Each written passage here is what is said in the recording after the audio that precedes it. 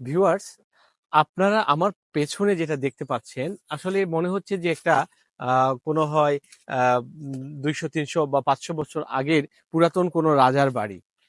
কিন্তু আসলে এটা কোনো রাজার বাড়ি না, কোনো রাজ পরিবারের না। এখানে হচ্ছে একটা কবরস্থান। অর্থাৎ কবরস্থান যে এত শৈল্পিক হয়, আমি জীবনের ১ম এরকম একটা কবরস্থান দেখলাম।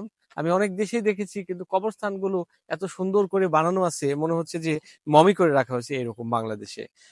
আমি যখন ছাত্র ছিলাম রাজশাহী বিশ্ববিদ্যালয়ের টিকাপাড়া গোরস্থানে এখানে লেখা থাকতো একটা সাইনবোর্ডে, "হে পথিক তুমি দাঁড়াও, আমিও একদিন তোমার মতোই ছিলাম।"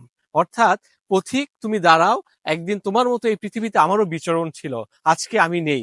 ওই তো আমরা এখন আছি, নিশ্চিত যে আমরা কয়েকটা বৎসরের মধ্যে আমরা এরকম অন্ধকার গহীন মাটির কবরে চলে যাব। ইনারা রাজত্ব করছে, এখন ইনাদের নিঃশ্বাসের কোনো ধরনের শব্দ আমরা শুনতে পাচ্ছি না, তারা স্তব্ধ।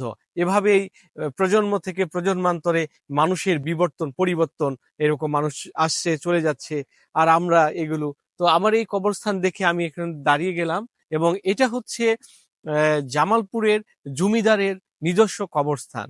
অর্থাৎ জমিদার যে জামালপুরের যে ঠাকুরগাঁয়ের জমিদার আমরা দেখলাম যে তার কবরস্থান এই এলাকা জুড়ে। এই যে দেখেন যে এখন আর সংরক্ষণ করা হয় না, প্রভাব আধিপত্য ছিল তাদের, আজকে তারা কালের বিবর্তনে নিঃশেষ হয়ে গেছে, এই কবরে তারা শায়িত অবস্থায় আছে। আল্লাহ তাদের প্রত্যেকে জান্নাতবাসী করুক, আল্লাহ তাদের গুনাহগুলো ক্ষমা করুক। এখান থেকে আমি মহান আল্লাহর কাছে এই পবিত্র রমজানে এই প্রত্যাশাই করি। আল্লাহ হাফেজ।